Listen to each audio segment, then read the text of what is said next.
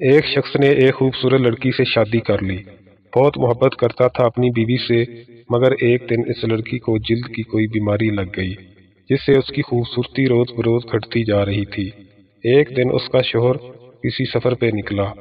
واپس آتے ہوئے اسے حادثہ پیش آیا، جس میں اس کی دونوں آنکھیں جاتی رہیں۔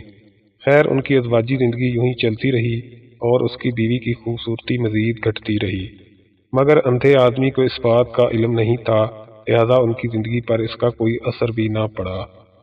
دونوں ایک دوسرے کو پہلے کی طرح چاہتے تھے اور ایک دوسرے کا خیال رکھتے رہے۔ خدا کا کرنا ایسا ہوا کہ ایک دن اس لڑکی کا انتقال ہو گیا۔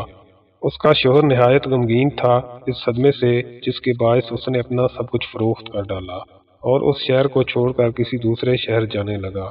جاتے ہوئے رستے میں ایک شخص نے پیچھے سے آواز دی اور کہنے لگا، اکیلے کیسے جاؤ گے؟ اب تک تو آپ کی بیوی آپ کی مدد کرتی رہی، آپ کا خیال رکھتی رہی اور آپ کی آنکھیں بنی رہی۔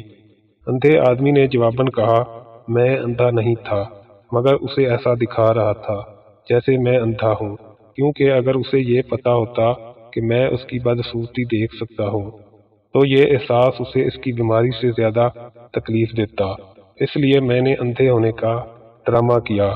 وہ بہت اچھی بیوی تھی، میں بس اسے خوش رکھنا چاہ رہا تھا۔